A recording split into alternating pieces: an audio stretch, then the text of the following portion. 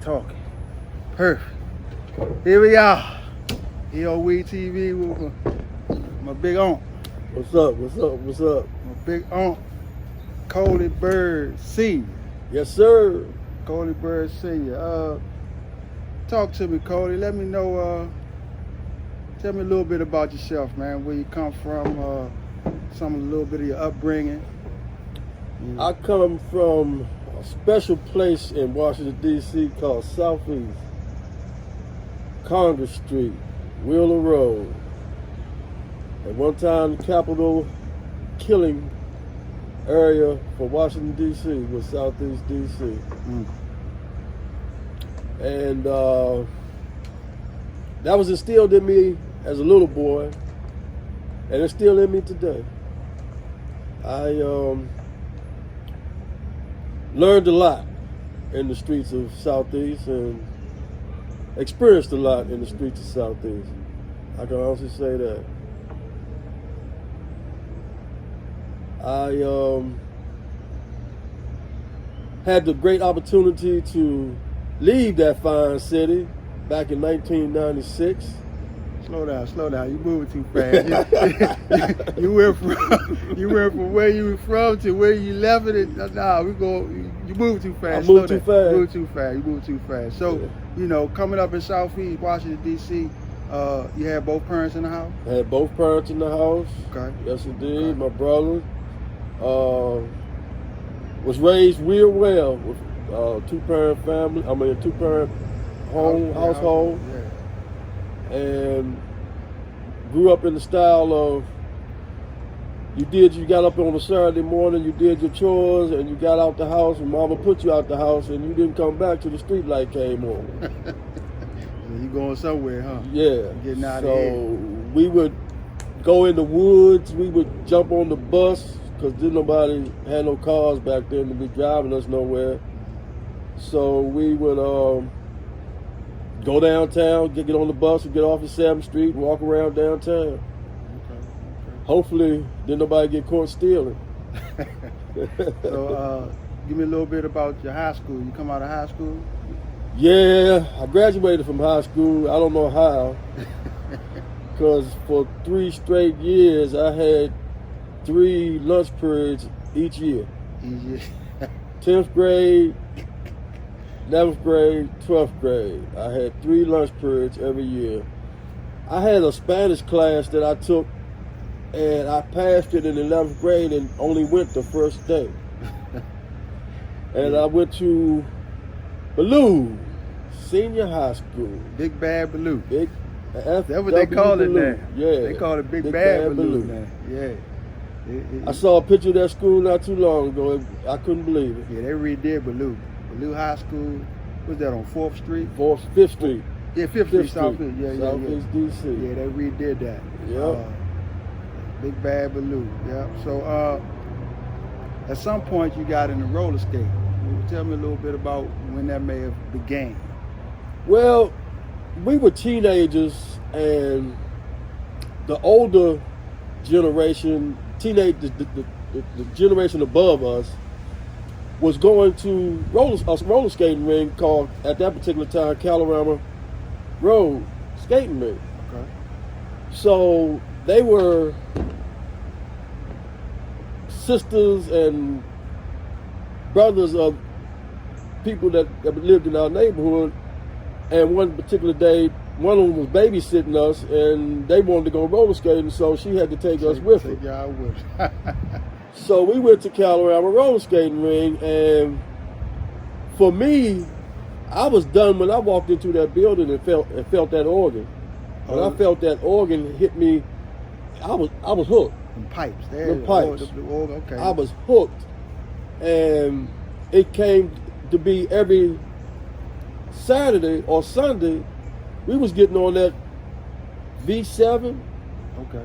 Out of a bus that came down Wheeler Road, and it would end up on Florida Avenue, and we would catch the bus and get off on Florida Avenue and walk up to the skating rink. Calorama Road.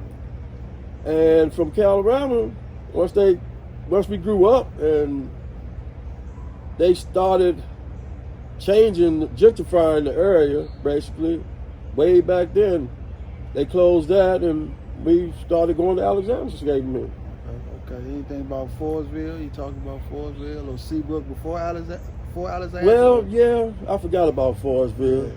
I did forget about Forestville because when we stopped skating, well, I went away to the military. Okay, what year was that? You remember? That was in '76. Okay. Wow, that was a long time ago. 76, yeah. 1976. And when I came back, Calorama skating rink was closed. Mm-hmm. So I started getting with a couple of friends of mine, a couple of relatives, and we started going to Forestville skating rink. And that's where I met your father. Okay. It was at Forestville skating rink. All right. 76. Yep. Mm. And we skated, and then he came up with the idea of starting a skating club. Okay, what was the name of that skate club? That skating club is the Midnight Rollers. Original. The original Midnight Rollers. So you're an original member. It was 6 of us. Okay. Willis Epps, Gerald Chase, Perky Rogers, Calvin Cox, and Hank Beverly. Okay. Hank. That's actually started that club. And we skated at Forestville for up until they closed. Right. We went from 6 to about 100 and So hold on, 6 members. 6 members Up to 100 members. To 100, almost 100, close to 100 in 3 years' time. So what you think made members or skaters or up and coming skaters want to join into the skate club, the Midnight Rollers? What do you think was the attraction? I think the attraction was our style of skating. We were precision skaters, and we had routines that we did, that we came up with, that are still being used today. Okay. And we were young, we were black, we had uniforms, and they were nice looking uniforms. Wasn't no junk. Right. We had shirts. We got sweaters, and that would draw people's attention, especially the women. Right. So y'all were more organized. When you use that word precision, yeah, that's a mean word, because yes, indeed. They ain't using that word precision no more. Yeah, so. we were precision skaters. We would get out there on the floor on a trio, on a men only, and everybody wanted to see us because of our moves, of our routines. Okay. And on the men only, once as the club grew, and a men only, you could have as many as 10 people skating together from the Midnight Rollers on the men only, right, where people wasn't doing that back then. They was all separate and by themselves. When we was together, we were doing our routines, and then the rival clubs started formulating, and they started articulating their little moves, and thus came the skate club. I mean, the skate parties and the competitions. Okay. And then they started having men only competitions and trios only competitions, and then we decided that we had one men only here, your father. We had one trio, all of us. Right. We decided if we could do it here, let's see where else we could go. Mm-hmm. So we decided to start traveling. So I'm here to say that the Midnight Rollers has been from Alexandria. They reopened Calorama Road. We went back up Calorama Road for a little period of time. We traveled all up and down the East Coast, New York Empire Dome, Baltimore, Richmond, Virginia, North Carolina, South Carolina. And these places were not known to the average skater. Okay. They knew nothing of these outside of Alexander Roller Skating Rink. They knew nothing of these places So, but these places were having competitions, and we found out about these competitions. So we said, hey, let's go and see and check this out and see what we could do.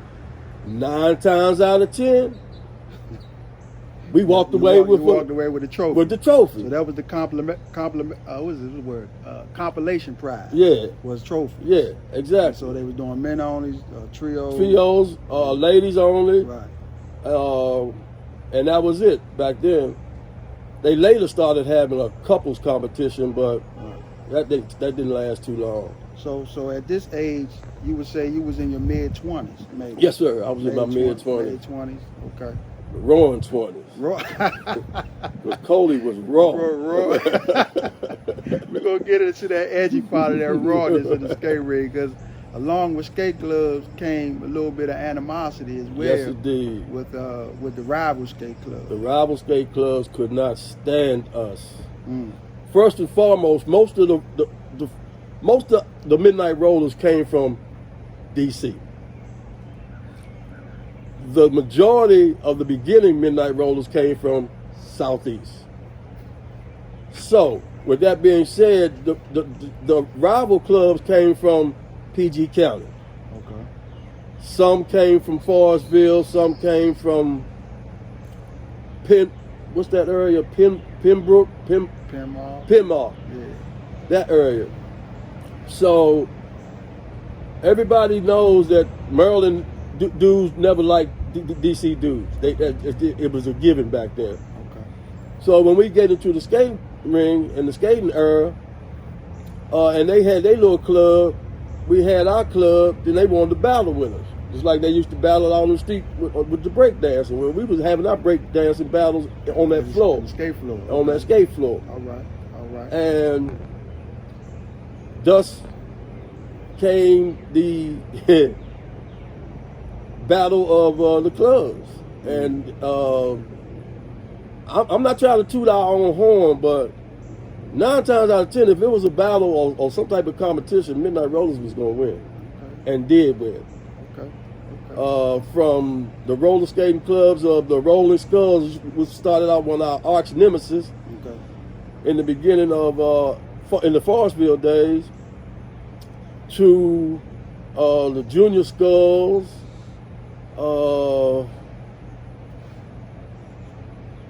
I can't even remember some of them other clubs because they fell apart so fast. They started and fell apart. Yeah, you naming some of the the major clubs that had the milestones, And then we left Forestville and they closed Forestville skating ring down, so we migrated to Alexandria. Okay. So that was a change. Yes. Because Forestville was already, majority black. Yes. Maryland, D.C. people. Then you had to go out Virginia, where it was a change. It was a change. So y'all had to adapt to that change. So right. do you remember, some of the obstacles that y'all may have had? Yes, going to that skate ring, Alexandria? Going to Alexandria in the beginning of Alexandria, and there's not going to be too many people that's going to remember this. Mm-hmm. The beginning of Alexandria, first and foremost, it was white owned. There was no record player. There was an organ at Alexandria also. Before any DJ stepped into that booth, it was an organ, a piped organ. And the music that was played back then was played for Caucasians. Okay. So the skating era started to change along with the dance era. See, like when the disco took over, right? So that organ had to go away. Okay. Because the music was more upbeat. Yeah, faster. So then came in the DJ. And once the DJ came into Alexandria, Thursday night, Friday night, Saturday night, and Sunday night, you could find Coley at Alexandria Roller Skating Ring. We had a DJ named Johnny that would make you move. Okay.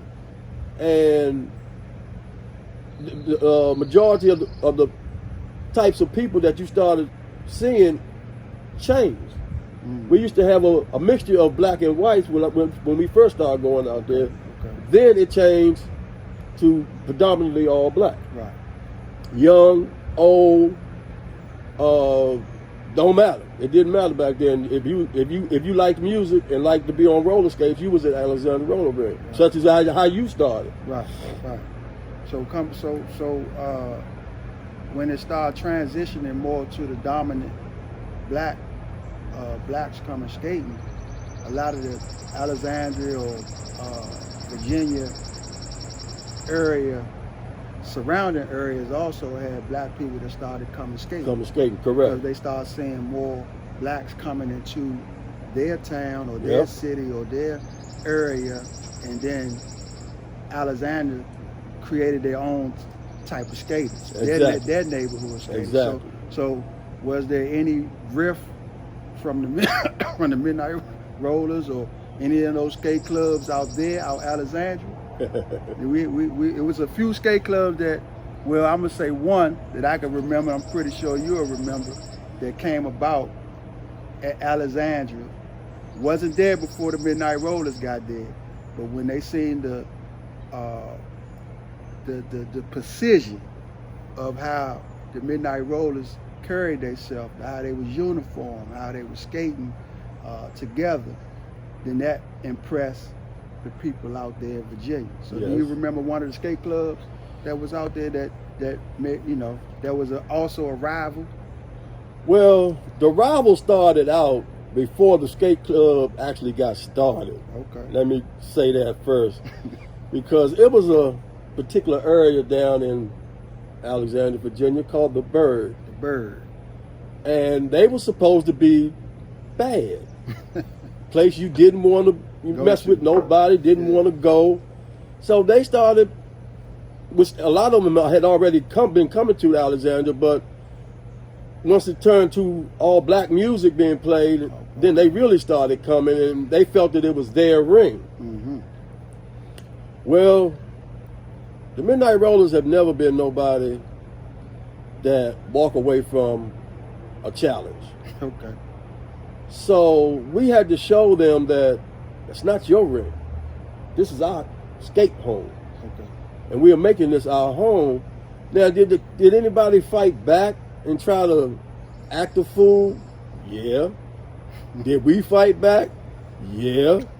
Was it nice? No. Was it necessary? Yes. Okay, necessary. It was definitely necessary because the Midnight Rollers wanted to make Alexandria our home. Okay. And to do that, either you was going to be a part of it or you was going to move out the way. Because we were going to make that our home. And as you know, as well as anybody else know, you're going to fight for your home. Yeah. So fight what was right. For what's right. And after a few brutal brawls, things changed. Things did change. Matter of fact, a lot of the guys that was angry with us for just actually pretty much taking over the skate ring, they ended up joining the Midnight Rollers. Okay. Couple of them, one of them even became a DJ at Alexandria, which was Rob. I know a lot of people remember Rob. DJ Rob. Okay. Yeah. He was from Virginia. Yeah, he was from Virginia. Okay. Yes, indeed. And then when they brought Sam in as manager of the skating ring, and him and his girlfriend became managers of the skating ring, and then it opened up doors for a lot of other people. A lot of people end up getting jobs at the skating ring. Yeah. Behind Sam being put in the position that he was placed in. Right. So, at one time I even DJ'd at the skating ring for a period of time. So, it opened up a lot of positions for a lot of people that was in the neighborhood or in that general area that didn't have any work. Kids that didn't have any place to go, they would come hang out at the skating rink. Sam wouldn't charge them to come in there during the day. Right. But they wasn't out on the street. Right. So that's how he looked at it. And that was a good dude, man. That was a real good dude. Sidebar real quick. When you start saying when a person of color that was, given the opportunity to manage the skating ring, that individual and his girlfriend, her name was Angie. Angie. Sam yeah. and Angie. They were given an opportunity to, like you said, employ a lot of the other ones that was coming skating. Yes. You know, because skating ultimately became a safe haven. Exactly. And like you said, your home. So you're fighting for your home. That's right. You're fighting for your safe haven to be able to be off the street, the main streets of Washington, D.C., and come out Virginia, which is not even 10, 15 minutes away from Washington, D.C., right, and then enjoy yourself, you know, exactly. do something you wanted to do, and, you know, exercise and hear some good music. Hear good music, gain some camaraderie. Yeah. You know what I'm saying? Camaraderie with the people and the skaters and things like that. So skating is a good thing, or I call it good, clean fun. Exactly. So again, that was a side note. I just wanted to bring that out there about somebody being in position to, you know, hire other blacks to be off the streets and things of that nature. Now, one thing I do know, and like you said, Angie was a friend of my mother. Sam was a friend of my mother. My mother also worked in the skate ring, and she would come in there and help clean up. Yep. You know, all the way down to the bathrooms, to the snack bars, to whatever. So a lot of us, you know, I was a child, but a lot of your age group was taking care of that place because it was our home, like it was your home. That's right. That's right. Move on. So you had some arch nemesis when you came into Alexandria that became also members of the Midnight Rollers. Yes, sir. And I'm sitting here trying to remember the name of the first club. I can help you out. I can help you out. You need my help. Go ahead. I need your help. Mr. B's. Mr. B's. Mr. B's. Mr. B's. Mr. B's. And Mr. B's Delight. Mr. B's Delight. So yes, you had sir. the men was Mr. B's. Couldn't skate a little bit. Hold on. You had the men. That was Mr. B's, and you had the women. That was Mr. B's Delight. Yes, sir. But like you said, they couldn't skate, but what they did adapt from the Midnight Rollers was the precision of being able to dress and look like a unit. So they did do that because they had the white barbershop type shirts that they adapted from the roller skulls. Oh, the skulls, yeah. Because the skulls had it too. Skulls had it first. Right. So was the skulls coming out Alexandria at all? Some of them? Not as a club, no. Okay. Not as a club. So when Forestville shut down, they kind of... Because their strength was in that general area. That was their home. That was their home. Okay. So coming across that bridge... that was different. That was a big difference for them. It was a whole lot of more of us that we had, our unity had gotten so thick that I don't know if they just broke up, gave up, or quit or whatever, but they didn't come across that bridge. Right. So that was the mentality of, you know, when you lose a skating rink or you lose a home, you know, you lost. Yeah. So because you guys, the Midnight Rollers, was already traveling in competitions and things of that nature, it wasn't off limits for you to go somewhere else and make it your home. So that's how Alexandria became the Midnight Rollers home. Yes, sir. Okay. That's exactly how I got started. And from Mr. B's to a few other clubs got started during that time frame. What's the club that the light-skinned guy started? Wheels of Fortune? No. Wheels of Fortune, okay, yeah. Wheels of Fortune, okay. yes. That was that, who ran in Wheels of Fortune? I can see his face. Smooth, yeah, I can see his face. I couldn't call his name. Yeah, Smooth. They came out, started their club, never had a problem with not one member of the Wheels of Fortune. Okay. Never. Yeah. Never had any dislikes, anything. They didn't have anything against us. We didn't have anything against them. We skated in unity. It was all beautiful. Mm-hmm. Then you had other clubs that would come out, will start up, but they couldn't stay together because they didn't have that union, that bond that we had developed as a club. Right. anybody can start something, but it takes a whole lot to stay together. Especially when you get to be 100 deep. Right. Yeah, that's deep. It takes a whole lot. And we had weekly meetings. You know, where you gonna have 100 people at on a weekly meeting? So let's talk about the structure. So now that's the behind the scenes of a skate club and the Midnight Rollers. So you guys have weekly meetings? Weekly Saturday meetings, yes sir. Do you guys have dues? We had dues to pay, yep. So y'all did have precision. Yeah, you had to buy. Well, the only thing we didn't have to buy was the sweaters that a few of us got. Okay. The shirts you had to buy. Okay. We started out with a black and gold, which is our original color shirt, with the clock at 12 o'clock on the back. Mm-hmm. We went from black to green, from green to burgundy. Mm-hmm. Now, there were no other clubs out. Say it again. None. There were no other clubs out that when we said we're going to wear our colors tonight, you had to pick the color. We were the first and the only.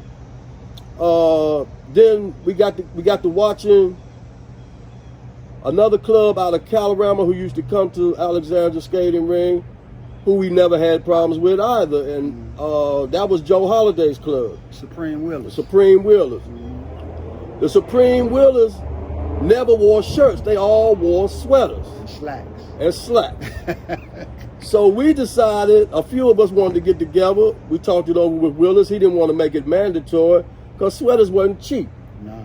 Everybody wasn't making decent money back in those days. So a few of us got together and purchased some sweaters. Gerald, Perky, Paul, Hank, myself, and Jared. We all purchased sweaters. I think Hondo was And Hondo, yeah. Hondo purchased a sweater also. And anytime we was wearing black shirts, it was okay for us to wear our sweaters because they were black and gold. Over top of the shirt. Yeah, but you don't wear your black and gold sweater and the color for that Sunday is burgundy or green. Yeah. You don't do that. Right. So that's how the sweaters came involved in the skating ring. And it was a wonderful time when we had the Alexandria skating ring. We had the club there at Alexandria, and then I don't know if a lot of people remember, we used to have a cameraman at the skating ring. Okay, like a picture booth. Yeah, and you could be in your uniform, and you and your crew, you and your club, snap pictures all the time. I can remember when, God rest his soul, Lil Rob actually first joined the Midnight Rollers. Okay. Not Lil Rob, Lil Rob. Yeah, Rob. Big Head Rob. Yeah, Big Head Rob. Virginia Rob. Virginia Rob. Yeah. God rest his soul. Had joined it, and Rob was a supreme skater. Would skate around that ring week in, week out, never had a problem with nobody. Rob loved everybody. Right. And everybody pretty much fell in love with Rob once you got a chance to get to know him. Yeah. And he used to tell everybody I was his big brother. So I called him Little Brother. Okay. And when he came into the Midnight Rollers, it was like, if Rob, as good as he skate, is going to join the Midnight Rollers, other people said, well, if Rob going to join, I'm going to join too. Okay. And that's how we went over 100 members. Once you got to Virginia. Once we got to Virginia, yeah. So getting back to the meetings that y'all was having every Saturday morning. So do you remember how some of the meetings took place? Like, did they have food at the meetings, or did they go from house to house, or how did that go? At each meeting, 9 times out of 10, the first meeting started out at Willis's house, your father's house. Okay. For a good period of time, we would all come down to Willis' house. But as we grew, we had to stretch out the space. Yeah, sure. So then we started volunteering spaces to have our meetings. Okay. Whether it been at my house or certain other people's houses, that had a little bit more room. Then we started going during the summer. We would have our meetings outside.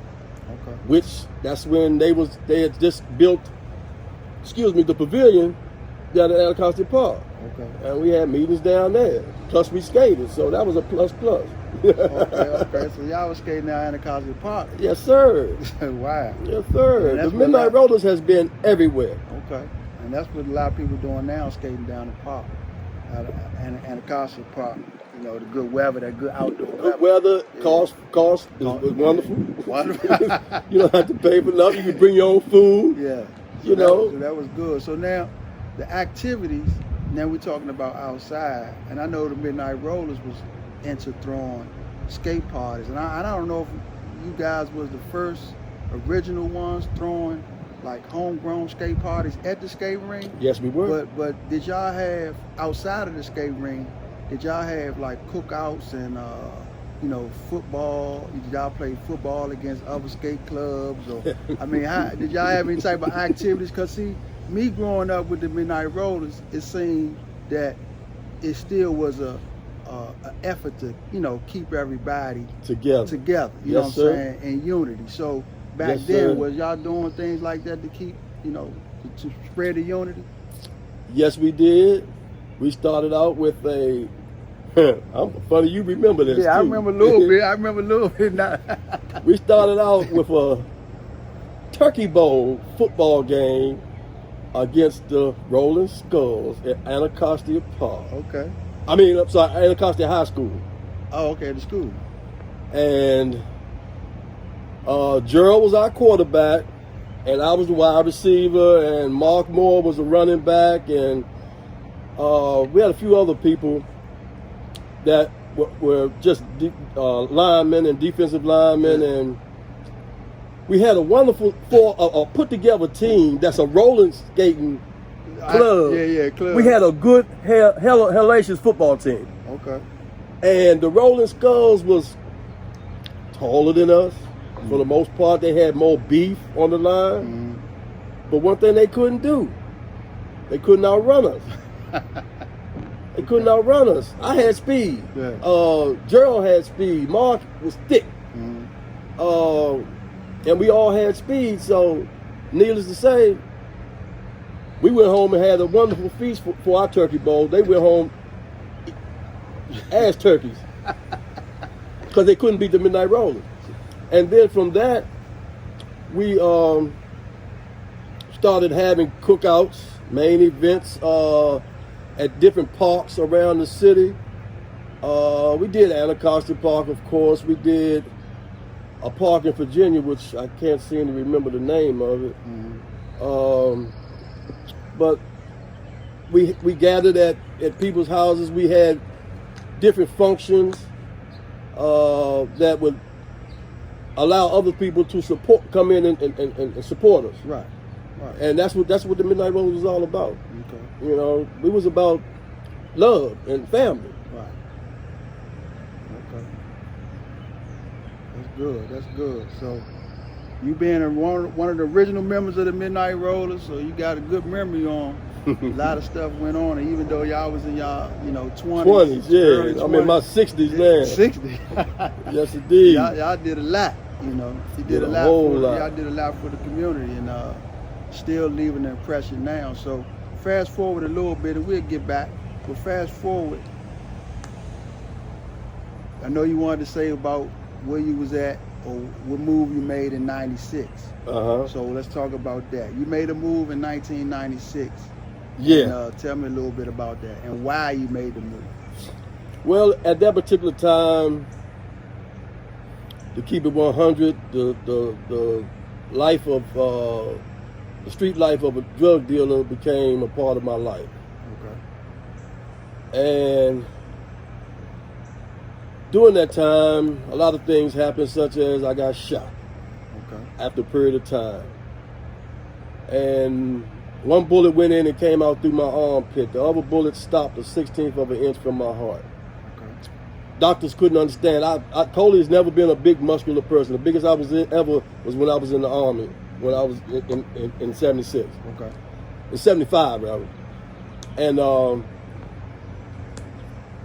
they couldn't understand why the bullet just stopped. So I had a grandmother that lived in Winston-Salem, North Carolina, and she came up to D.C. I was in George Washington Hospital, And she came in the room and asked everybody to leave that was in there, which at the time was my ex-wife and a couple of friends. And she asked all of them to leave the room, and she grabbed my hand and sat there and looked down on me, because I was laying down in the bed, and she told me, she said, son, I know, never ask you where you getting this money from that you be sending me or the presents that you be giving me. I never ask you anything about what you do. And I'm not going to ask you today. I'm just going to tell you that it's over. It needs to stop right now. And I said, yes, ma'am. And when I got out of that hospital, about maybe 2 to 3 weeks later, that life was done. I was done with that life. And back in, I went and got a decent job working for Bell. Well, first I put myself through school. I forgot a part. I put myself through UDC. Oh, okay. And then I got a job with Bell Atlantic. And then Bell had the opportunity to come to Atlanta, Georgia to work the Olympics. They had openings for technicians to come down here to work the Olympics for the Olympics. Okay. And after coming down here, I brought my then wife with me. And so while I'm at work during the day, all we was doing was living in a hotel, so she would get out and ride around and look at areas and everything. And when one day I came back to the hotel from work, and she said, I want to take you somewhere. So she took me out to this development. Okay. And I sat outside of that development in her car, in her truck, and I looked at the same house that her and I were living in New Carrollton, Maryland. Okay. And that house was 520 when we closed on that house in New Carrollton, Maryland, back then. And I was looking at the same house that we were living in with more land, and it only cost $230,000. Atlanta, Georgia. Atlanta, Georgia. Okay. So after she showed me that, and we went back to the hotel, and I got finished my work on the way back on the plane ride back to D.C., we got to talking about Georgia, and there was a lot of things that impressed me about Georgia as far as being a black man in America. In D.C., where I grew up, I was used to seeing Benzes and Jaguars, but the average person that was driving it was a drug dealer. True. Okay? I come to Georgia, I see the mailman getting out of a Benz. Oh, wow. Okay? I see the guy working at, the manager at McDonald's, he got a Jag. Okay, so, and I'm just saying, the opportunity for a black man wasn't you had to deal drugs to get this. You could work a good living because the cost of living was so good back then. Okay. So when we talked about it, and she asked me, when she asked me what I like living in Georgia, I said, after everything that I've gone through, let's do it. So the only problem, it's funny we talking about this today too, because I thought about it not too long ago when I was back in D.C. The only thing I hated giving up was roller skating. Because while we was here, we went to the roller skate. I was down here on detail for 3 weeks. So we went to the roller skating ring down here, and of course the music is different. The music is different everywhere you go. I could get used to that. Right. But I just did not want to be around the way that they skate. The men, when I first came into the skating ring in Georgia, the men didn't skate, they danced on wheels. Okay. They did a lot of gyrating of their body that just wasn't manly to me. Okay. So if I didn't come back to Seabrook, where we started skating later on in life, and skate when I came home, I didn't skate. Okay. Once we moved, but that was one of the hardest things for me to give up. Was skating, moving down here and skating. Even though I tried to do it several nights, but I just couldn't be around that crowd. And then I was by myself. Right. It wasn't the same. It wasn't the same. I ain't had my midnight rollers with me. I ain't had my family. Right. You know, so, and for y'all who's never experienced it, people that have never experienced it, you just don't know how good of a feeling it can be. To know that you could walk in this door and 90% of the people in there, if something was to happen, they got your back. Nobody, 90% of the people in there like you, if not love you. Right. You know, and some of them like you and don't even know you. Right. They just like what they see. Right. I just miss that, and when I come back to DC nowadays, because I've been in Atlanta since 1996. We moved back down here. I got divorced, but everybody asks me why you stay, and I tell them point Just blank. explain them, yeah, the you know, opportunity. Opportunity. I'm a black man, you know, but you ain't got no family down here. No, I got God. I don't need no family. Yeah. I have my family. All my family's in DC. Right. God bless them, and I had prospered and done well for myself, and continue doing well for myself. So, coming back to DC, every time I go home to DC, I've gone home to DC and seen some of the same people doing the same thing as they was doing when I left DC in '96, and that's sad. Yeah. That's sad. You see no growth. No growth at all. No, you still outside this store. You was outside the store when I left here. Dang. You know, so. Yeah. That's a memory. Right. So when you come back home now, and I think you came home recently. Yeah, 2 weeks ago. Oh, a couple of weeks ago.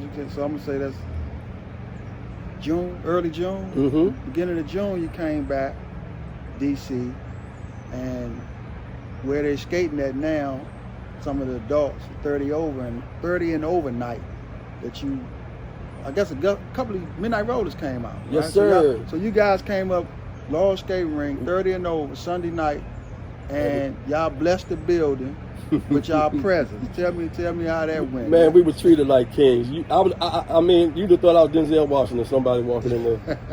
Ali greeted me like he hadn't seen me in years, which he hadn't. Right. But I mean, I've gotten gray, gotten smaller, Right. but he still remembers me. A lot of the skaters, Tina, Robin, Della, Debbie. And I know y'all saying he's saying all women, you know. But it's cool. It's cool. You know, I got respect what I ran with. I was to say, because you running off some legendary women skaters. Yeah. That got, you know, they're still out there now still today. Skating to this day. They got 30 years plus. Yeah. A roller skate. So you naming some good people, and all their hearts are good. They're yeah. good. And then Lil Ronald was there. Okay. And Lil Ronald blessed us.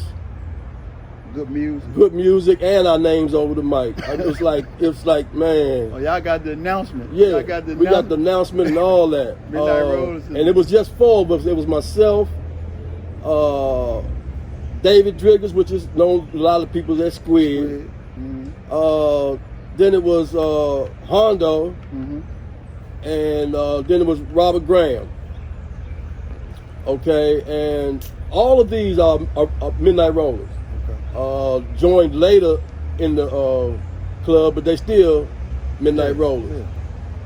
So we had a wonderful time at Laurel Skating Facility, and I had hung my skates up. I promise you. At my age, I wasn't doing no more skating. I've been in the skating rink several times, and people would always ask me, "Where your skates? Where your skates?" I said, "I don't skate no more." Shout out to my man DJ Bam. Okay. DJ Bam impressed the hell out of me. DJ Bam plays music like I want to hear. He will play something new that you've never heard before. He will mix in something old that you know about, and then he will go back to something new and put you in the pocket. And I don't know about y'all to know about, if you know about go-go, you know about the pocket. Okay. He will put you in the pocket and keep you there and make you want to pump and bust your heart. And the reason why I'm giving him the shout out, because I told him point blank, he is making me want to skate again. To the point where I don't know how I'm going to do. I don't know how many times I'm going to fall. But I promise my club members, the next time I come home to DC, wherever Bam at is where I'm going to skate. You're going to skate at. Yes, sir. So when you came down to Georgia back in '96 and you didn't have the skating that, you know, like you said, it's the only thing you missed that you wish could be down here with you. Any other type of hobbies that you picked up, you know, because you couldn't skate? Boy, did I. Name some of the hobbies that you picked up. Because Well, skating is a hobby. Yeah. You know. I used to bowl a lot at Parkland Bowling Alley when I was in D.C. also. Okay. And me and Ray, we used to drag race car that me and him built together. And he's like my brother, you know. I ain't gonna call him Ray, that's my brother. And I lost that by leaving. And when I got down here, I started out with the bowling. But you and a few more other people had gotten into racing motorcycles. And I had come home and came to Fort Washington to visit you, and you had a yellow Honda Bumblebee that you told me I could ride, so I took it for a ride.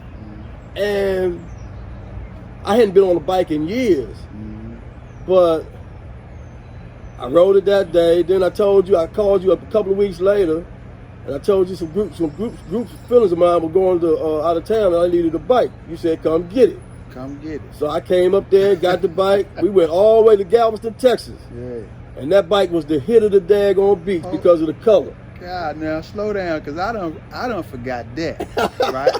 I remember now that you mentioning it. Yes, sir. But that was a '99. Yellow and black. CBR. Honda double R. CBR. Yep. Sure was. And yeah, I put some mag wheels on it. Sure did. It was nice. That I loved that. But when you called me and say, I need a bike to go out of town, guess what you said again? You said, come get it. Ain't no pressure. That's how Ain't we no do. problem. That's how we do. That's the love the family. Midnight Rollers got. Yep, that's family. Okay, that's family. Yeah, simple as that. So from that weekend, I decided that I had the money. Yeah. I got the place. I got the time. Only thing I don't have is something fast. Oh, okay. So that's when 2000. That was 2001. The Hayabusa came out in 2000. Yeah. 1300 Hayabusa. I went and bought one. Well, Coley knows what speed's supposed to feel like, so a stock Hayabusa didn't do nothing for me. That lasted all of maybe a month. And you was the first one to ride my bike. I rode it the first at the racetrack. You rode it second. Yeah. in Montgomery, Alabama. And I came back that next week and sent my bike to the doctor. And it goes to show you how the field of racing goes. I took a stock motor and put a 1397 kit in it. $1,400, okay? Out the door. Come back, start racing. Blow that motor. Put it back, take it back to the doctor. All right, I done been this fast. I don't want to go this fast no more. I gotta go faster. Yeah. He says, okay, so he built me it was 1397. Then he built me a 1422, 14 something, a little bit bigger. That motor was real nice, but that racing bug was in me. I had to do it. I had to get fast. That was my hobby. Right. I mean, every weekend I was going somewhere. If I had $3,000 in my pocket, I could come back with $6,000. I could come back with $20. Yeah. That's what we did. That was my hobby. I was going to bet. I had the money to bet. I bet. But that particular motor, this is where Coley had to learn common sense. Right here on the side of my house is a nice little strip. Okay. That was my test strip. Yeah. I would start right there in that cul-de-sac, tack my bike up like I was leaving the line at the track, and I would go straight down the street. Yeah. There used to be some kids who used to live in these two houses. Every time they heard my bike at that cul-de-sac, they would come sit right there on the curb, and I made them get in the grass because in case something happened. So one particular day, I got some friends over, talking, laughing, having fun, eating food. Something got into Coley's head, say, man, go test your bike. And I put that bike out there. That motor that was on that bike at that particular time cost me $2,600. $2,600. And within a matter of 3 seconds, I tore it up from the time I left right there to the time I got to my back driveway. Because the motor was so tight, it was so strong, it couldn't over rev. And I spun right there on the street and I over revved it and it just dropped the valve. So, Coley wanted to go faster. Once again, he got that bug. So, I took it back to the doctor. He said, what you want this time? I said, well, I want a big block. He said, you want a 16? I said, yeah, I want a 1690.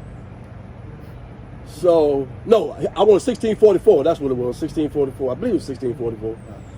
It was 16 something.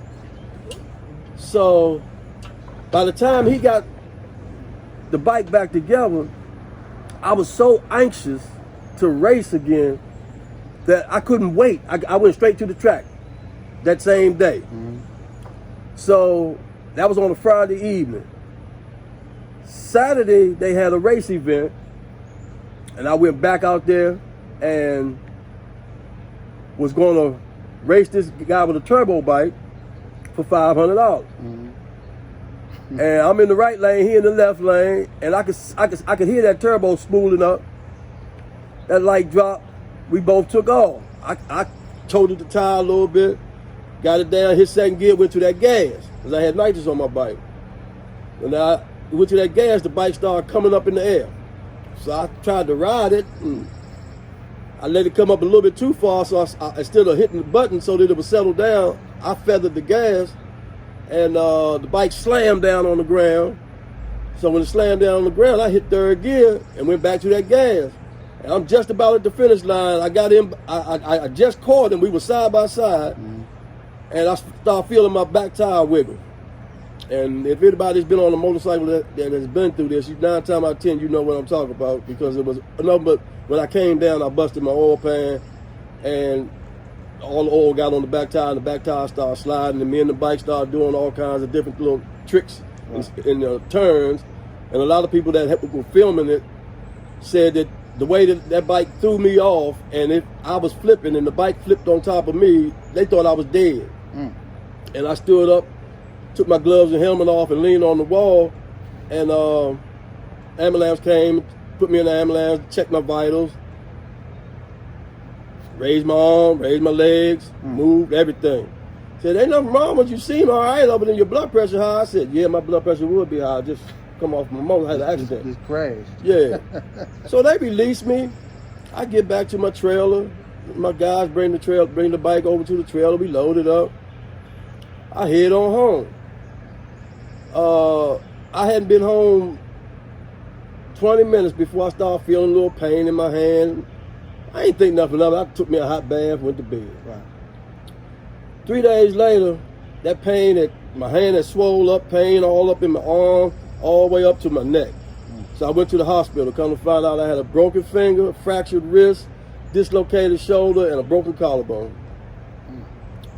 And still put that bike back together. As soon as they took the cast off of my fingers, so like a twisted throttle, I went tested it. I went back down that track. Test road. So one thing that I can say, the hobbies that you substitute for skating may cost you a little bit of cash. Cost me a whole lot more than roller skating. Whole lot more. My motor right now is in Memphis, Tennessee. Cost me $23,000 to get it out the shop. So skating costs $8, $10 to go skating, have fun. So yeah, back to the skating, man. Skating is good, clean fun. That's all I can tell you. It is. It's definitely good, clean fun. Good, clean fun. So nowadays, I know you don't skate a lot, or you will skate, but I'll say that the skate ethics has changed. You may not experience this because I don't really see it anymore. You don't see it. Till I come to town. Right. But yeah, the times that I do come to town and I come to the roller skating ring, I can tell how the ethics have changed because the generation has changed. Okay. There's pretty much no me. Okay. very little you. Okay. It's everybody after you. Oh. So the ones that's after you have different ways of skating. They hear music differently. As a matter of fact, I was watching very good friend's daughter skate on Facebook not too long ago, and her name is Terry. Okay. And someone was videotaping her skating on a trio. And I looked at that skating that she was doing, and as I'm looking at the video, somebody else was on Facebook, had been on Facebook, that was a midnight roller, which was Squid. Okay. He looked at it, and while I'm looking at it, he called me. He said, "Man, you see Terry's video?" I said, "I'm looking at it right now." He said, "Who she skate like?" I said, "She looked down there like me." Yeah. And I had to keep looking at it and looking at it and looking at it and looking at it until I was just so amazed, because she was, and you was a little girl. Yeah. And I can remember her sitting in the Alexander skating rink, in them seats on the curb, watching us, because they was too young to be in there. Y'all too young to skate. Yeah. But watching her now at the skating rink doing the same moves, I see what she was looking at. Right. You know, Where she got it from. I see where she got it from, and it's a blessing. Yeah. It's a blessing. So what the skate ethics that done changed now is that, like you explained, that Terry was watching older skaters Yep. roller skate, and then when she got old enough, or she grown woman now, but she carried it the same way that you did, or that the Midnight Rollers did. And what the youth skaters now don't have, or maybe don't want, I'm not sure which the difference is, they don't have others, maybe my age, that they can look up to or look at to skate. No, they don't. They don't. They have don't. that, They don't. I I mean, I've noticed, a lot of I see a lot of you in some of them. Yeah. As far as the moves, Right. I see some of Rob's moves and some of them. Lil Ronald's still out there every now and then, so it's nothing for me to see his moves. I've been seeing him all his damn near life skating. So, but if you saw Rob, you saw Ronald. Okay. That's how close they were. Up until the day he passed, that's how close they were. And but a lot of the kids nowadays, like I said, they hear music differently. They don't have that person to look up to mimic. All they know is they hear music and they know that this move is done this way, but they don't have anybody that's out there to teach them or to for them to learn from the right way. So they just do it their way and be happy with it, and and it works for it them. works for them. Yeah, it works for them. Yeah, so that's a good analogy and breakdown. Yeah. So I look at them, I'm like, hey, if you having fun, you like it, I love it. I'm serious. You like it, I love it. I like it, I love it. Yeah. So is there anything else you want to maybe touch on that we didn't touch on you might can think of? Cause all I can think of that I want to touch on is, I know it's a lot of people that follow this podcast. And for anybody out there that male or female, that I hurt in some kind of way, I apologize. Yeah, that's growth. I've had karma come back on me for the stuff I did with a lot of them. Okay. So, that's big of you. Yeah. That's real big. Man, you just don't understand having 3 women in one skating ring at the same time. That's not nothing to play with. That's an accident waiting to happen. Blows. I mean, that's kicking down my waiting to blow. I mean, and it just wasn't one skating ring. We used to skate up in Randalltown in Baltimore, Painters Mill. Painters Mill? Oh, wow. We in a competition. I done brought one girl with me. The one I'm living with walk in, and then another one walk in behind that. You know, so yes, this is growth. Coley has definitely changed. Yes, indeed. I hated that I did it. Did I learn from it? Yes. Did it come back on me? Yes. Would I do it again? I don't know.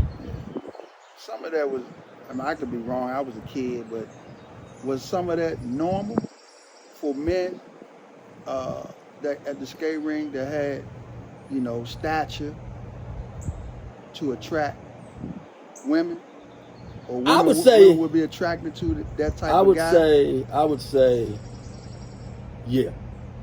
I would definitely say yeah, because, I mean, it wasn't like I went after all these women. I was skating in the skate ring, skating on the trio, and one woman, I went by her once, and she whistled at me. And the next time I came around, I looked to see who it was, and I want you. I didn't know this woman from a bag of rocks. Oh man. You know, and yes, I guess it comes from the stature of who you are in that particular environment and domain, and that's how it went down a lot of times. I mean, I had my share of going after certain people, but I had people come after me too. Right. And that's why I say I apologize for the ones that I hurt. And most of the time, during that time, I was married. So that's, like I said, karma came back on me because the same thing I did to my first wife, my second wife did to me. So I learned. You learned. Yes, we did. So any more wisdom you want to drop? You know, I know you got a lot of wisdom. Man. Like you said, the grays and the... Yeah, I done got gray. I done got a little slow. Yeah. But this right here, oh, that's still sharp. That's still sharp. Oh, okay. I like to tell anybody that hasn't gotten into roller skating, you need to try it. You need to try it. I think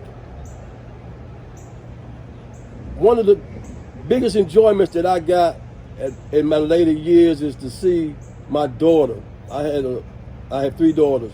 Okay. My daughter's girlfriend tried to talk to me.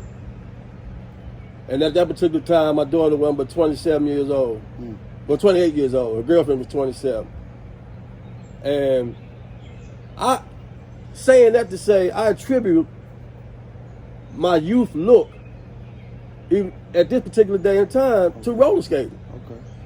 You know, because it's a great exercise. It's a great socializing place. And it just, man, it was fun. It was amazing. Yeah, it just was fun. And if I hadn't have done that, I don't think I'd be here today. I really don't. Because that's you don't realize, when you're having fun, you don't realize the exercising that you're doing. Okay. But roller skating, you're not just moving your legs. Right. You know, you moving your arms, you moving your head, you moving your neck. Yeah. Okay, you twisting your back, all of that. Yeah, every part of your body. Every part of your body. Yeah. So that's why I say, anybody that hasn't done it, try it. I guarantee you'll like it. You're gonna fall, get up, dust yourself off, get back in it. So I'm thinking about sooner or later having some type of midnight rollers, you know, big shindig or whatever, you know, reunion or what have you. But I will make sure that I can gather as many midnight rollers as I can to have a sit down and talk like I'm doing with you. Oh man, that would be fun. And then have a conversation there. To backtrack a little bit, when you guys did come up DC? Law, yeah, you came to DC and they came out, everybody came out to law because you came home or whatever. I did get the phone calls and heard some of the stories that y'all was talking about. Matter of fact, y'all had a cookout the day before, or something like that. So I wish I was there with the WEETV cameras and sat there and listened to all them stories that y'all told that I heard about. You know what I'm saying? That y'all called me, I was on the phone, but I'm gonna do that. I think Yeah. that I think we need to do that. I think so too. And, It need to be I love to Midnight have- Roller Yeah, reunion. yeah. And I love to have like Squid, Graham, you know. All of them. all I mean, I'm talking about Calorama Road, Alexander. I mean Forestville, Mhm. Calorama, Forestville. Don't forget Seabrook. Then we left Forestville and went to Seabrook. Mhm.